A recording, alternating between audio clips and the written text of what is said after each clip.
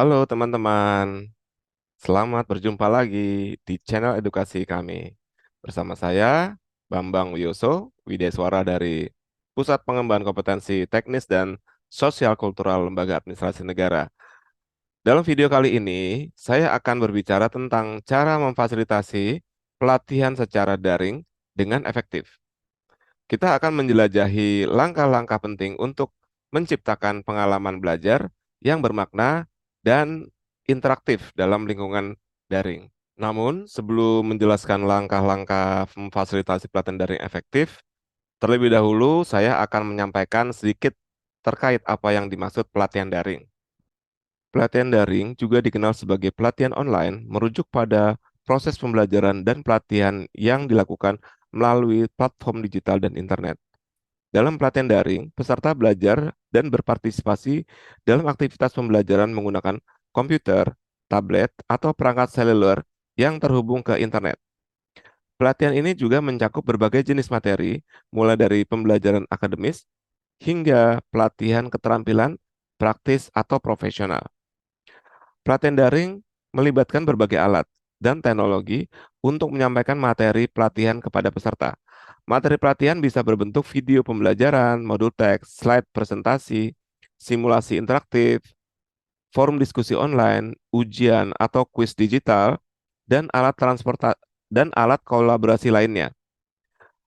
Tujuan utamanya adalah memberikan peserta akses ke pengetahuan dan keterampilan yang dibutuhkan tanpa harus hadir fisik ke lokasi pelatihan. Keuntungan utama dari pelatihan daring meliputi fleksibilitas waktu dan tempat, akses global, penghematan biaya perjalanan, interaktivitas, dan kemungkinan adopsi teknologi terbaru. Namun, pelatihan daring juga memerlukan disiplin dan mandiri dari peserta, serta kemampuan fasilitator yang efektif dalam merancang, mengelola, dan memfasilitasi pengalaman belajar online yang bermakna. Dalam memfasilitasi pelatihan daring yang efektif, tentunya ada langkah-langkah yang harus kita lakukan. Berikut adalah langkah-langkah penting dalam memfasilitasi pelatihan daring yang efektif. Yang pertama, persiapan yang matang. Kedua, adanya komunikasi awal. Ketiga, jadwal pelatihan yang jelas. Keempat, pemilihan platform digital yang tepat. Kelima, harus memunculkan interaksi dan keterlibatan peserta. Keenam, penggunaan materi dengan bentuk yang beragam. Ketujuh, adanya dukungan teknis.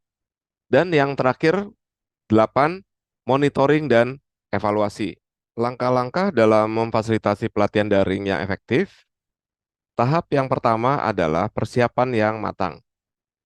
Dalam mempersiapkan pelatihan daring, tentunya ada beberapa poin yang harus kita perhatikan, yaitu kita harus menentukan tujuan pelatihan dengan jelas. Kemudian, kita harus mengidentifikasikan kriteria daripada peserta pelatihan dan kebutuhannya selama mengikuti pelatihan. Dibuat rencana pembelajaran yang mengacu pada kurikulum pelatihan, dan tidak kalah penting adalah mempersiapkan ragam materi pembelajaran, mempersiapkan sumber daya yang dibutuhkan seperti tenaga pengajar, penyelenggara pelatihan, rencana anggaran biaya, serta alat-alat yang diperlukan. Terkait alat-alat yang dibutuhkan, ada beberapa alat-alat yang harus dipersiapkan antara lain koneksi internet yang memadai, komputer untuk host, komputer untuk LMS, gadget pendukung seperti kamera, smartphone, tablet, headset, earphone, ring light, kemudian aplikasi video conference seperti Zoom atau Microsoft Teams atau Google Meeting, dan terakhir adalah aplikasi-aplikasi yang bisa digunakan untuk pembelajaran seperti Google Jamboard, Wheel of Name, Google Slide, dan lain-lain. Langkah kedua yang harus kita lakukan untuk memfasilitasi pelatihan daring yang efektif adalah adanya komunikasi awal. Di sini kita harus mengirimkan informasi kepada peserta pelatihan, informasi terkait jadwal, panduan akses baik ke media video conference maupun akses ke LMS, dan persyaratan teknis lainnya.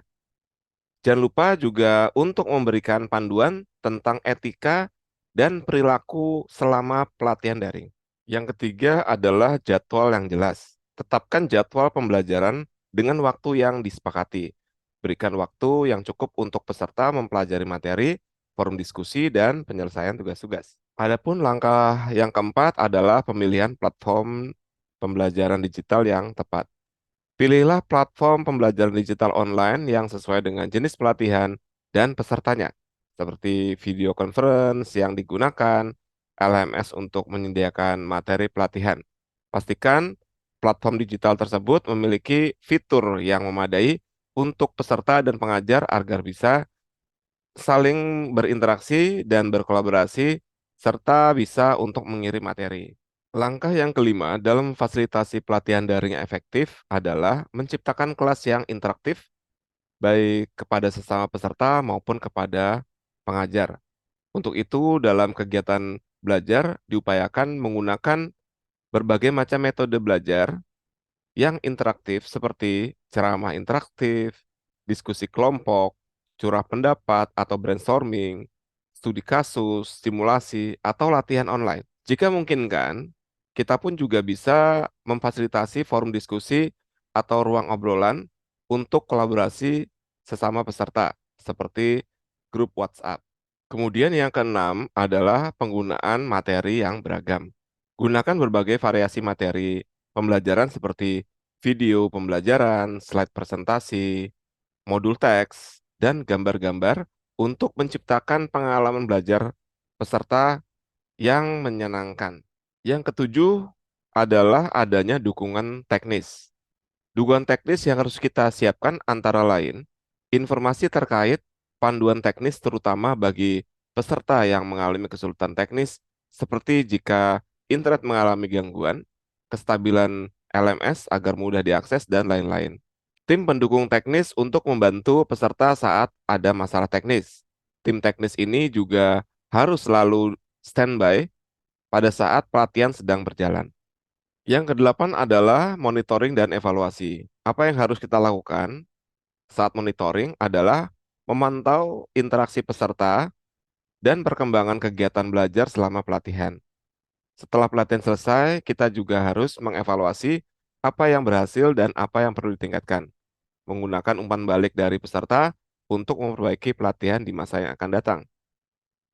Dan juga melakukan penyesuaian jika diperlukan seperti merampingkan materi atau menambahkan aktivitas tambahan, namun hal ini tergantung dari rencana pembelajaran masing-masing pengajar.